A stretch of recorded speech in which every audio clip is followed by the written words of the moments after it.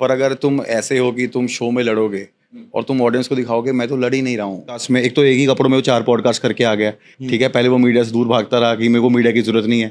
अब आपको क्लियर अपनी इमेज क्लियर करने के लिए मीडिया की जरूरत पड़ रही है। तो कुछ प्रिंस नरूला भर गए हैं एल्विस यादव पर। तो कुछ क्या होता है कि प्रिंस नरूला एक पॉडकास्ट में गए हुए थे जहाँ पर प्रिंस और एल्विस को कहते हैं कि एल्विस और मेरा कंट्रोवर्सी में एल्विस ऐसा दिखा रहा था कि यह इस कंट्रोवर्सी में है ही नहीं, लेकिन पीठ पीछे धमकी वाला फोन करवा रहा था और वीडियो डाल रहा था और भी बहुत कुछ करवा रहा था। और प्रिंस नरूला ये भी कहते हैं कि एल्विस कुछ टाइम पहले मीडिया वालों को बाइकआउट करने की बातें कर रहा था, लेकिन आज उसी मीडिया वाले के सामने अपनी इमेज क्लियर कर रहा है। पर अगर तुम ऐसे हो कि तुम शो में लड़ोगे और तुम ऑडियंस को दिखाओगे मैं तो लड़ ही नहीं रहा हूँ, है ना। और अपनी ऑडियंस को आप इंस्टिगेट करोगे कि जाओ बताओ कि मैं शो में हूँ, जाकर हंगामा कर दो, तो तुम आपको पता है तुम्हारी ऑडियंस कैसी है ना। मतलब मैं एल्विश की बात करता हूँ, ठीक है। तुम जाकर उसको इंस्टिगेट कर रहे हो कि मेरा एपिसोड आने वाला है, मेरा एक झगड़ा हुआ है, ठीक है, उसके अंदर तुम दिखा देना हम क्या हैं। तो तुम इंस्टिगेट कर रहे हो ना कि तुम अपनी पब्लिक को बोल रहे हो कि जाके गालियाँ दो, है ना। तुम्हें पता तुम्हारी पब्लिक कैसी है। हमारी पब्लिक होगी आप बड़ी, ठीक है, जो हमें देखते आते हैं जब वो 14-15 साल के थे, अब वो नौकरियां कर रहे हैं, ठीक है ना।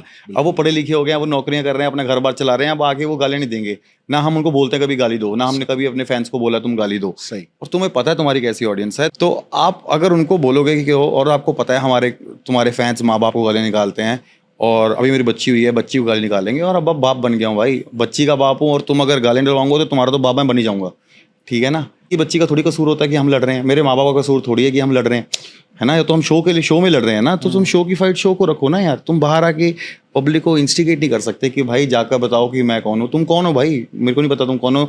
तुम्हारी इस बिग बॉस में जब तुम आए थे उससे पहले कौन जानता था तुम्हें?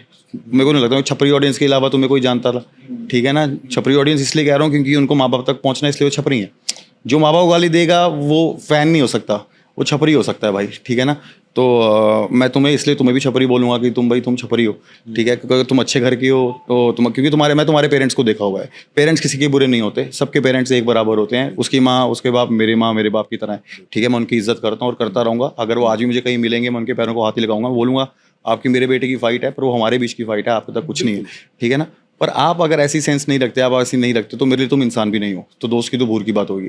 और हमने बहुत भाईचारा किया, एक दो पॉडकास्ट में, एक तो एक ही कपड़ों में वो 4 पॉडकास्ट करके आ गया, ठीक है। पहले वो मीडिया से दूर भागता रहा कि मेरे को मीडिया की जरूरत नहीं है।